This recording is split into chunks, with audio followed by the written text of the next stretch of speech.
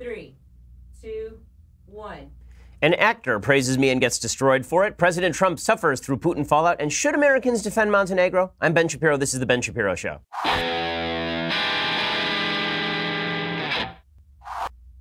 I got to admit, I'm kind of in a mood today, and you're going to feel the benefits or the downsides of that mood in just a minute. But first, I want to remind you that we are taking the Ben Shapiro Show live this August to audiences in Dallas and Phoenix. You should know we've now sold out of all of our general admission tickets for Dallas. We're opening up the very last 800 seats available. We're almost sold out of our event in Phoenix. If you haven't gotten your tickets yet, you should get them now, or you could miss out on the event entirely. It's dailywired.com/events. dailywired.com/events to get those tickets. The events are going to be great. Also, I want to remind you that if you don't want anyone peeking over your shoulder when you're on the internet, you don't want anybody gathering your data, you don't want anyone tracking you online, you need a VPN. And the people you should be using for your VPN are ExpressVPN. ExpressVPN has easy-to-use apps that run seamlessly in the background of my computer, phone, and tablet. Turning on ExpressVPN protection only takes one click. ExpressVPN secures and anonymizes your internet browsing by encrypting your data and hiding your public IP address. And protecting yourself with ExpressVPN, it costs less than $7 a month. ExpressVPN is rated the #1 VPN service by TechRadar, comes with a 30-day money-back guarantee. So if you ever use public Wi-Fi and you want to keep hackers and spies from seeing your data, ExpressVPN is the solution. If you don't want to hand over your online history to your internet provider or data resellers, ExpressVPN is indeed your answer. So protect your online activity today. I do. I mean, there are a lot of folks I know who are targeting me online. That's why I use ExpressVPN. Protect your online activity today. Find out how you can get 3 months for free at expressvpn.com/Ben. That's expressvpn.com/Ben for 3 months free with a 1-year package. That's expressvpn.com/Ben. To learn more, go check it out. expressvpn.com/Ben for that 3 months free with the 1-year package. Okay. So, one of the reasons that I'm in a mood today, aside from the fact that I had an allergic reaction to fish last night and spent half the night in the hospital, aside from that, the reason that I am in a mood today is because there's a guy who I thought was a very nice guy named Mark Duplass. Mark Duplass, you probably recognize his face. He's one of these sort of face guys from TV where if you see him walking around on the street, you go, yeah, I recognize that guy from TV. But he's not like a top-line star where you would know his name. He's apparently very big in sort of the indie director circles. Like he does a lot of indie director films. And he's somewhat well-known in those circles. Well, yesterday, he tweeted something out. And what he tweeted out was this. He tweeted out, fellow liberals, if you're interested at all in crossing the aisle, you should consider following Ben Shapiro. I don't agree with him on much, but he's a genuine person who once helped me for no other reason than to be nice. He doesn't bend the truth. His intentions are good, which is much appreciated. I mean, that's a nice thing for him to say, right? And I'll tell you what the nice thing that I did for Mark Duplass was. The nice thing I did for Mark Duplass is he emailed me, like a lot of folks do, and he said, I'm doing a show that has to do with a narrative. There's a narrative in there about guns and gun control and gun use, and I wanted to get a perspective on the right side of the aisle because I don't get to hear that all that often. And I thought, well, that's a nice thing. I'm glad somebody from Hollywood actually cares enough to want to hear from people who are pro-Second Amendment folks, people who actually care about gun rights. So he came into the office, and I kept it on the down low because there's a basic rule that I have here. We actually do have a fairly large number of active Hollywood stars who come into the office who are pretty big fans of the show or they enjoy what I do. And I have a rule with them, which is no one gets to take pictures, basically. We try to keep it on the down low as much as possible because Hollywood is a one-party Stalinist town. Hollywood is the kind of place where if it gets out that you once took a picture with me, they will crush you, right? If they find out that you are friendly with me, or we once had dinner, we went out to lunch or something, then they will come after you with a vengeance. And I knew this, right? So I knew this about Mark Duplass also. So Mark Duplass comes in, and I spent probably an hour and a half just talking over gun rights with him, trying to explain the various points of view, trying to explain where I thought the flaws were in the pro-Second Amendment position and how you counter those, where the flaws are in the pro-gun control position, how you counter those. I tried to be sort of as honest about the argument as I possibly could, and then we shook hands and he took off. And I said, if you need any other contacts, you need anybody who you need to talk to on either side of the aisle, I know some folks on both sides of the aisle who have different opinions on this issue. I'm happy to facilitate. I'm glad that you're actually trying to take into account views that may not be your own on this issue. Right, very nice. Everything's fine. And then I didn't ask him to do anything because I literally have not spoken with him since this day, which was maybe a couple of months ago, guys? It was a couple of months ago. And so he leaves, and then he tweets that out, right? That very nice thing. And that's fine.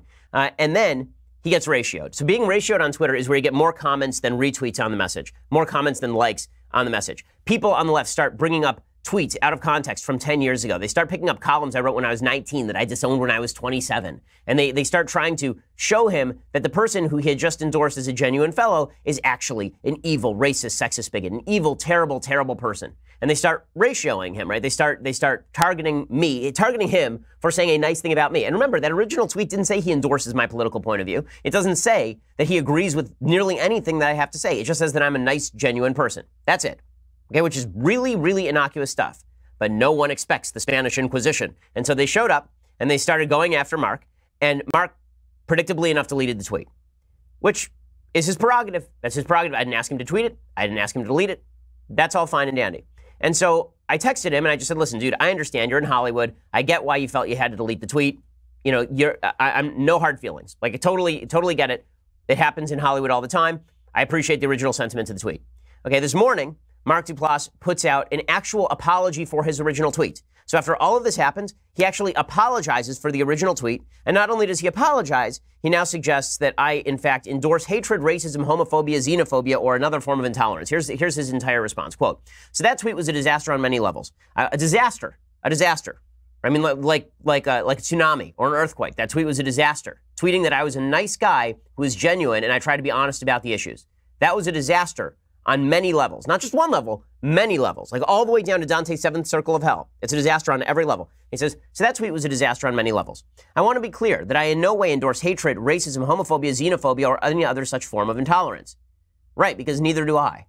Like, so? And then he says, my goal has always been to spread unity, understanding, and kindness, but I'm going to make mistakes along the way. Sometimes I move too quickly when I get excited, or fail to do enough research, or I don't communicate myself clearly. I'm really sorry. I now understand that I need to be more diligent and careful. I'm working on that, but I do believe deeply in bipartisan understanding, and I will continue to do my best to promote peace and decency in this world right now. That said, I hear you, and I want to say thank you to those who reached out with constructive criticism. I've genuinely learned so much, and wish everyone all the best. And he signs it with his name, Mark Duplass. Okay, again, free country. You can say what you want.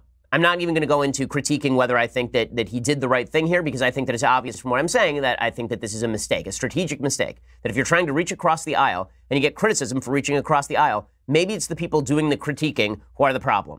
Maybe it's not you. Maybe Mark Duplass wasn't wrong to send that tweet. Maybe it's all the people who decided that any attempt to reach across the aisle was wrong. And let's be clear about something. This has almost nothing to do with me. Mark Duplass could have tweeted this about Guy Benson. He could have tweeted this about Charles Krauthammer. He could have tweeted this about Ann Coulter. He could have tweeted this about any person on the right. Any person. It would not matter. Right? He could have tweeted this about any friend. Probably half the left he could have tweeted this about. And there was a group of people, this SJW mob that exists on Twitter, solely to cudgel people into line. And those are the people who help run Hollywood, by the way. A lot of those folks are people who are living in these massive mansions off of Sunset Boulevard and decrying capitalism. I promise it wasn't just the Twitter. It wasn't just the people on Twitter, the randos on Twitter who spend all of their days in their mommy's basement and are tweeting out nasty things about me to Mark Duplass. I promise you what happened is that his wife probably came to him and said, I got calls from my friends. His brother, who I guess is his business partner, probably came to him and said, listen, we're getting blowback for this.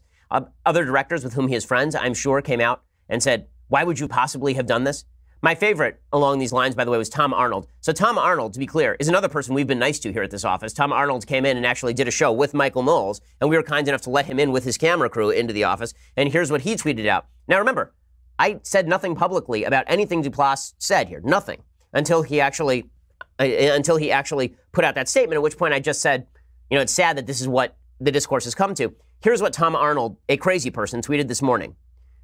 Ben Shapiro, 5'2", and sounds prepubescent, but technically a man, so for purposes of brawl and all the kicks headed toward his teeth and face, he shall be deemed all man.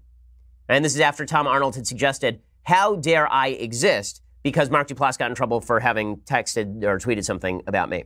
So that's Tom Arnold, right? I'm sure that a lot of Mark's friends were coming after him for all of this. Honestly, I feel bad for Mark. I feel bad for Mark because Mark, I think, was originally trying to do the right thing, and I think that Hollywood does not allow you to do the right thing. Hollywood has a vested interest in making sure that everyone who disagrees with them in any small, minute amount is portrayed as the worst person on earth. Now, I don't want to say this is why you got Trump, but this is one of the reasons that they got Trump. When you lump everybody together, when you say that everybody who disagrees with you is a racist, sexist, homophobic, bitter clinger who just wants guns and God, when you say that that's what those people are and you cannot even speak to them, how dare you try to have an honest conversation with one of them? And then this is the predictable result, which is that you can bully anybody with just a few tweets. And unfortunately, I think this has become endemic. It's become endemic. You know, there's a lot of talk these days about the so-called intellectual dark web. So for folks who don't know what the intellectual dark web is, it's this group of people who are right and left. I believe I'm the only registered Republican on the list who have conversations with each other about a wide variety of issues. You've seen some members of the IDW appear on my Sunday special. So this would be people like Sam Harris, with whom I disagree about everything. And people like Eric Weinstein, who's going to be on Sunday. Right? So it's a bunch of, Eric is a Democrat. He's never voted Republican. Sam is a Democrat. He's never voted Republican. Right? It's people ranging from Jordan Peterson to Dave Rubin to Christina Hoff Sommers. I believe I'm the only registered Republican on that list. And the reason that exists, the reason this IDW exists, is because it's a bunch of people who are honestly trying to reach answers by having conversations with one another. And we don't want to engage with the worst versions of the arguments. We're not interested in engaging with the stupidest version the other side has to present. And we're not interested in the sort of mudslinging that goes on Twitter. And this has all become very, very popular. The reason it has become popular, the reason it is important, is because the left has become so deeply intolerant of anything remotely resembling an honest conversation. Because let me be clear about this. If Mark had come into this office and Mark had filmed us talking for an hour and a half in cordial fashion, he would have got hit the exact same way. He wouldn't have even had to tweet out that people should follow me on Twitter if they want an honest conservative take. He wouldn't have even had to do that. All that he would have had to do is set foot in the studio and treat me like a human being. That would have been enough to earn the ire of the left. That would have been enough.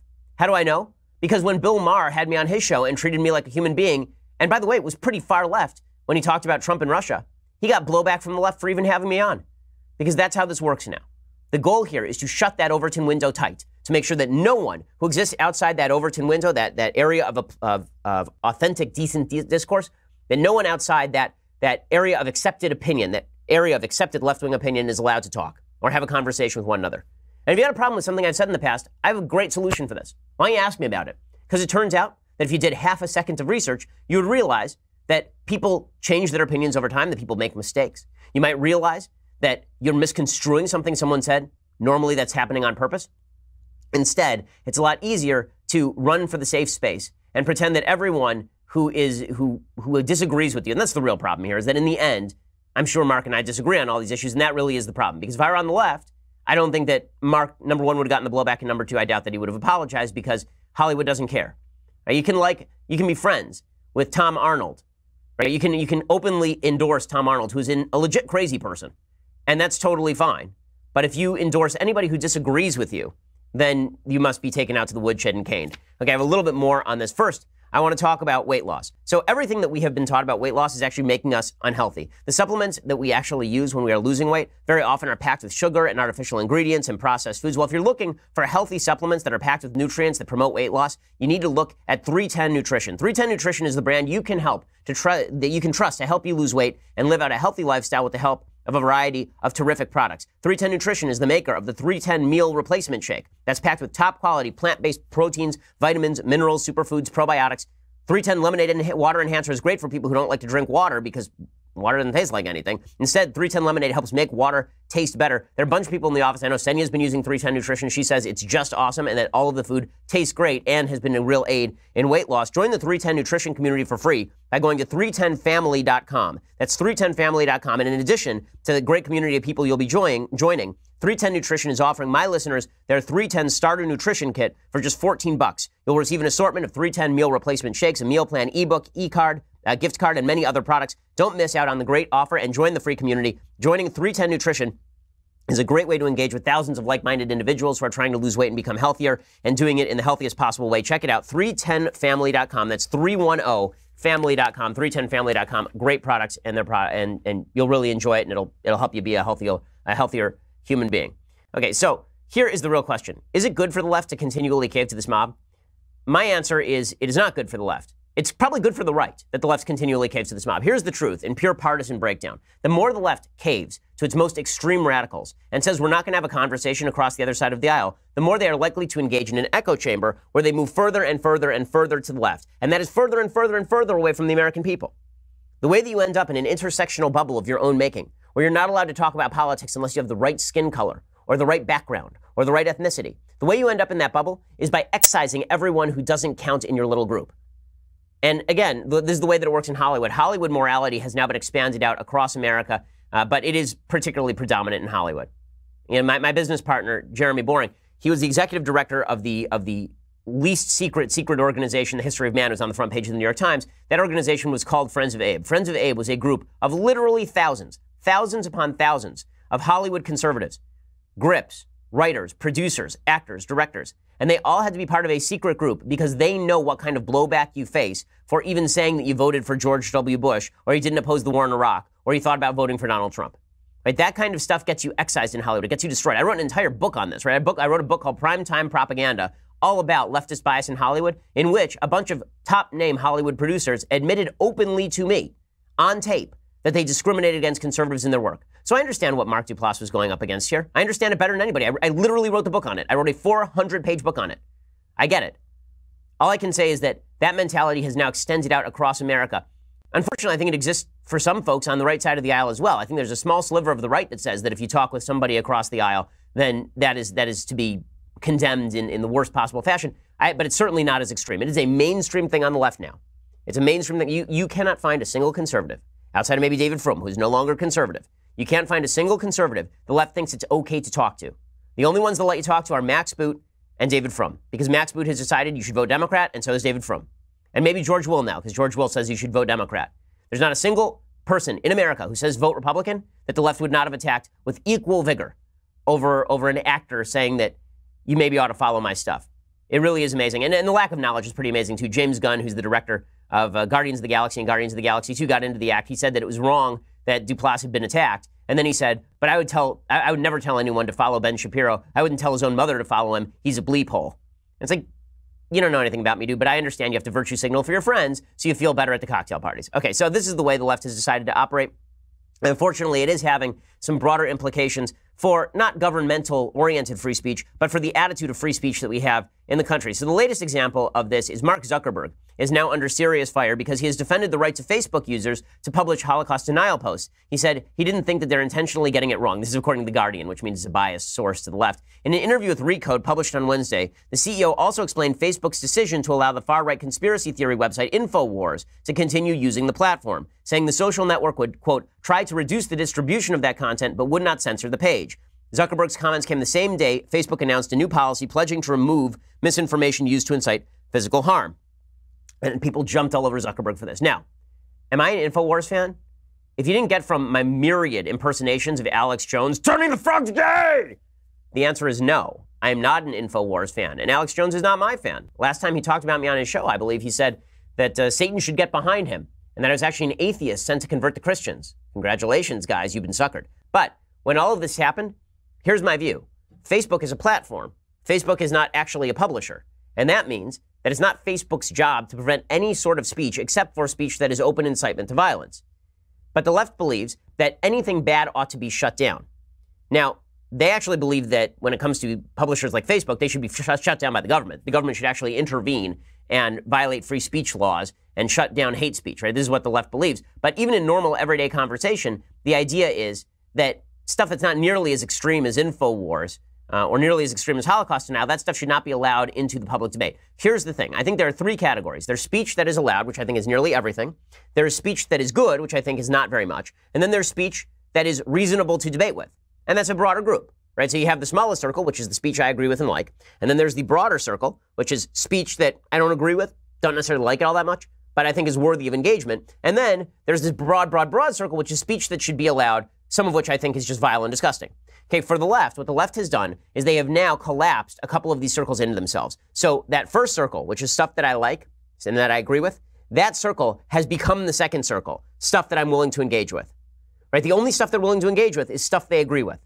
If you disagree with somebody, you're not allowed to have a conversation about it because that just shows that they are wrong and secretly, they're racist, sexist, bigoted, homophobes. And we have the proof because we have old tweets 10 years ago taken out of context deliberately. We have the proof. This is what the left is attempting to do right now. And it creates this sense of frustration on the right. It creates a sense like, well, if anybody is willing to shatter this entire matrix that has been created by the left with regard to speech, go, do it. Right? Trump's popularity is very much tied to this. Trump's popularity is tied to the idea that the dude takes a hammer to the politically correct matrix. Now, I've said many times, I don't always like how he does it. I think that President Trump says things that are not just politically incorrect, but that are flat out wrong. I think that happens. But the drive on the right to listen to President Trump when he says outrageous things is driven by the fact that the left has ruled everything into the outrageous category. Every single thing is now in the outrageous category. So I am President Trump, is Charles Krauthammer, is George Will. They're all the same, according to the left. Right? All these people are the same. Now, if you have any brains, or you take half a moment of self-reflection, you realize there's a pretty wide diversity of viewpoints between all of the people that I just mentioned. But if you're on the left, then all these people must be cast into the outer darkness. The left has basically become the little boy in the Twilight Zone episode who wishes people into the corn. And everybody who wants to have a reasonable conversation, they're just sitting in the room with the little boy, hoping that he doesn't wish them into the corn too. Right? Because if they get wished into the corn, they have to hang out with all those deplorables. So eventually, something's going to happen, right? And what's happened here is that the left, being this little boy who wishes people into the cornfield, if you offend him too much, he wishes people into the cornfield. The left, being that little boy, eventually that little boy will be the only one left in the town. And that little boy can't take care of himself. That little boy is not capable of feeding himself or governing or having a conversation. That little boy is capable of nothing. The tyrannical nature of the left with regard to having decent conversation is utterly asinine. I'm willing to converse with pretty much everyone outside of, open Holocaust deniers. And even those people, I don't think ought to be banned. I don't think there should be laws against them. I just am not willing to listen to that point of view because I think it's so obviously afactual. But there are plenty of people on the left I talk to on a frequent basis. And you know what polls show? Polls show that conservatives talk to people on the left far more than leftists talk to conservatives. Far, far more. Because it turns out that conservatives are willing to actually engage in argument and discussion, and people on the left believe that they are so morally righteous because politics is their religion that all the blasphemers must be burned at the stake, and anyone who harbors the blasphemers, like Mark Duplass, those people must also be burned at the stake as well.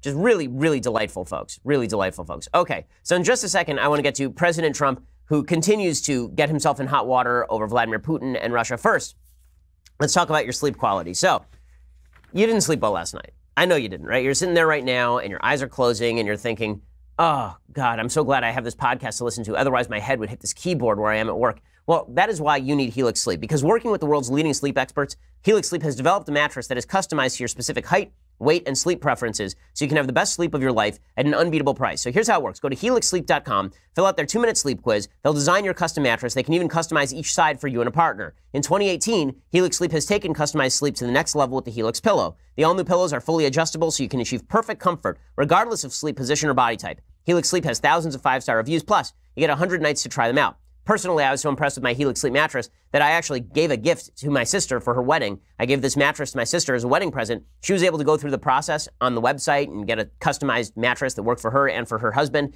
And she's just really, she's so excited to have it arrive. I'll be honest with you. It wasn't that I have such great ideas for gifts. My sister said, I heard about the Helix Sleep mattress. Can you get that for us?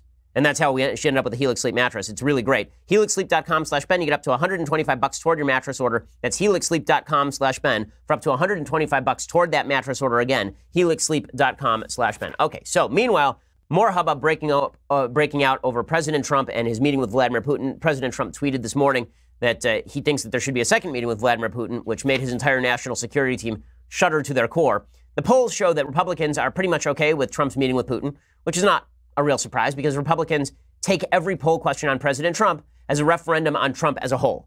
So if you ask Republicans, President Trump took a dump on the front lawn of the White House, approve or disapprove, most Republicans see that as the media attempting to get Trump, and they will say approve. Really, like 6 in 10 Republicans, 7 in 10 Republicans, they always see poll questions as an attempt to paint Trump in a bad light and say they'll defend him no matter what. And that's not unique to Republicans. This happens to Democrats too. Jimmy Kimmel does this routine where he will actually go out and ask people about particular policies that were Trump policies that are not Obama policies, but he'll say that they were Obama policies, and Democrats will suddenly embrace the policy. So this is just something people do.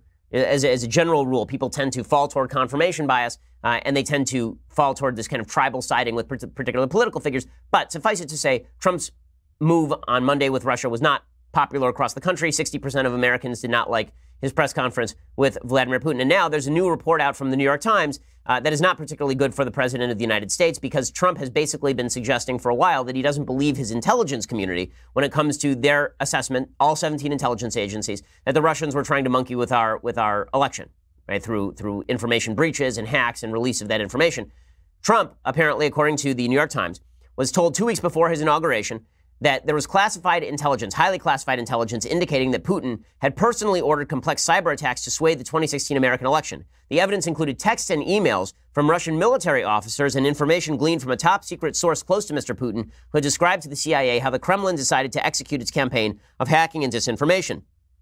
Mr. Trump sounded grudgingly convinced, according to several people who attended the intelligence briefing. But ever since, Mr. Trump has tried to cloud the very clear findings that he received on January 6, 2017, which his own intelligence leaders have unanimously endorsed. So is that President Trump not believing his own intelligence? I don't think so. I think that's President Trump looking at the data and not liking the data, and so the data becomes false because he doesn't like it. President Trump has an unfortunate tendency to do that. So, for example, yesterday he was asked at the end of a press conference that was happening in one of the cabinet rooms, he was asked whether Russia is still attempting to interfere in our political system, and here was his answer.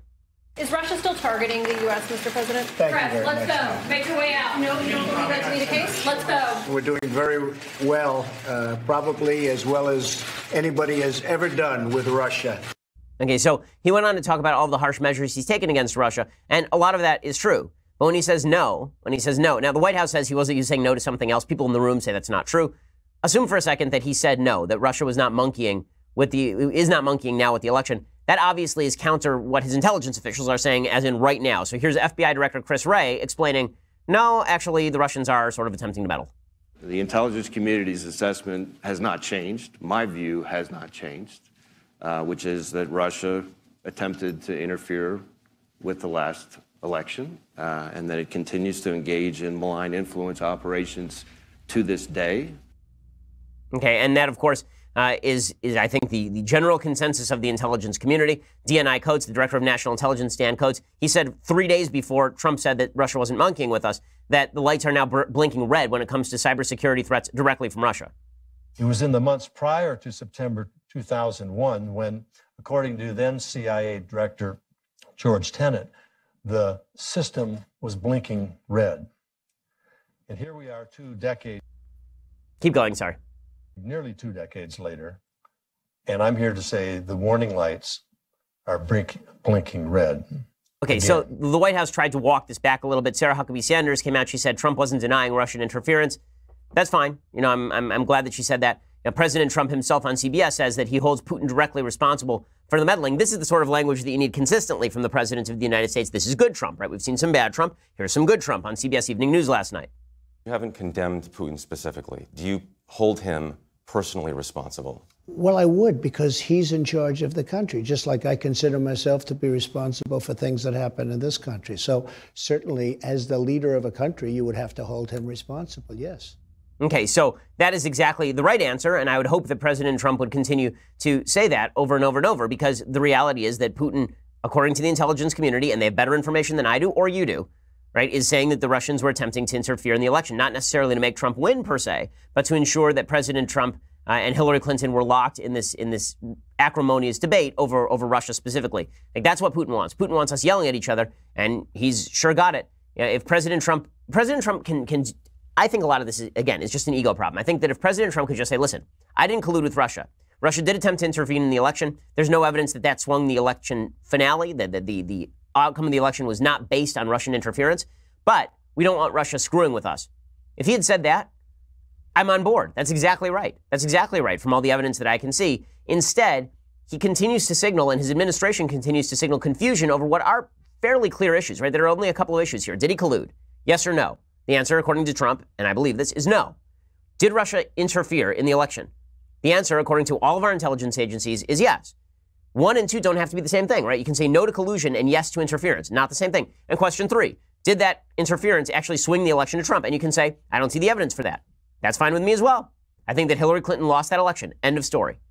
Okay, so all of this is actually quite simple, but the administration seems to be struggling over it because Trump is at war with himself. His head is saying all the things that I'm telling you right now, and his heart is saying, I don't like anything the intelligence community tells me, so I'm just going to reject all of it outright. Well, this ends up putting the administration itself in a very odd and kind of ugly position. So Sarah Huckabee Sanders, White House press secretary, yesterday she was specifically asked about an offer that Vladimir Putin made to Donald Trump in Helsinki. And that offer was, Putin had said, we're happy to bring Americans like Bob Mueller over to Russia to watch us investigate all of these supposed Russian bad actors. But in return, we want you to work on the arrest and shipment to Russia of Michael McFaul, the former U.S. ambassador to Russia, as well as Bill Browder, a British citizen who is largely responsible for the passing of Magnitsky Act, which is essentially a set of sanctions that was put in place in 2012.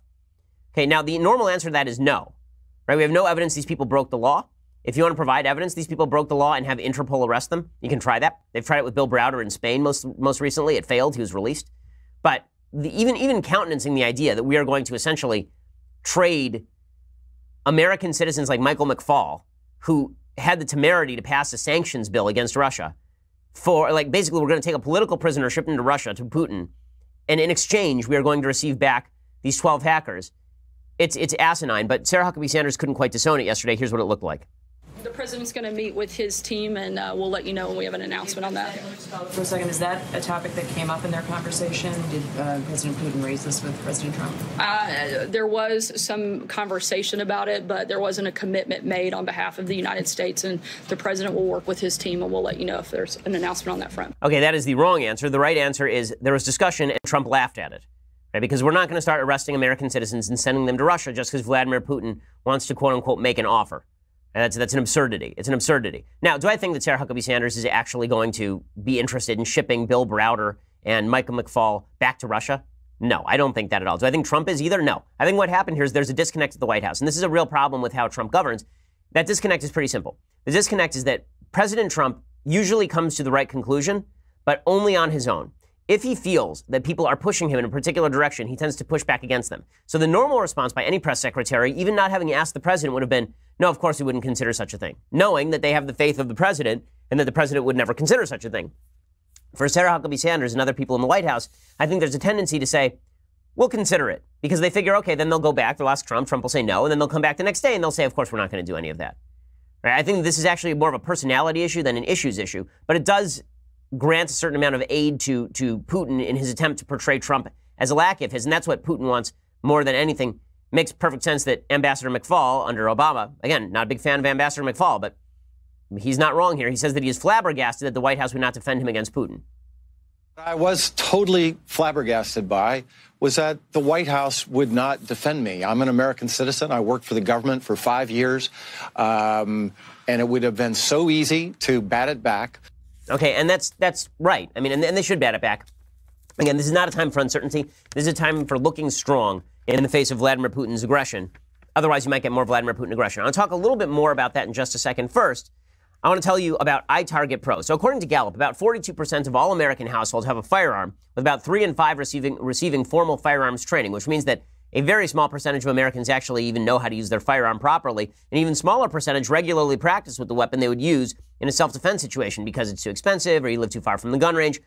You're busy, the ammo's expensive. Listen, I get all of that, but that's why there's iTarget Pro. They're revolutionizing home firearm training. It's really fun. iTarget uses your actual gun, so you can become proficient with the firearm you're actually going to use in real life. You can use your smartphone. Their proprietary app uses a laser in place of the bullet, and it'll detect exactly where your shots are landing. It's really cool. You set it up, you put this little bullet-like device in the chamber of the gun, and then you aim toward a paper target, and you set up your phone in such a way that it sort of films the target, and the phone picks up where the laser is going, the app picks up where the laser is going, and that shows you how you score on the iTargeting mark. It's pretty awesome. You can practice home defense where it matters most in your home. You can even test different angles in your house. So let's say that you want to test like how you would shoot around a corner. You can actually set up the system so that it can test that for you. You can maximize your tactical advantage, and most importantly, you do it using your own personal firearm. I've used it before. Candace, who's our tour manager over here, she uses iTarget all the time. Like, she's told me that when she's home with her husband, that basically she'll go looking for the gun, and then she'll realize that he's out playing with it with the iTarget because he's just trying to perfect his abilities with it. I got an iTarget for another member of the production crew over here as well. It's really fantastic. Right now, save 10% with the offer code Shapiro when you purchase the iTarget Pro system. Save money, time, take your skills to the next level safely and effectively. That's the letter I, targetpro.com. iTargetPro.com. Offer promo code Shapiro and get 10% off with that promo code Shapiro. Go check it out right now. Okay, well, we have a lot more coming up, but first you're going to have to go over to dailywire.com and subscribe. For $9.99 a month, you too can get a subscription to Daily Wire. When you do, you get the rest of this show live, the rest of the Andrew Klavan show live, the rest of the Michael Knowles show live.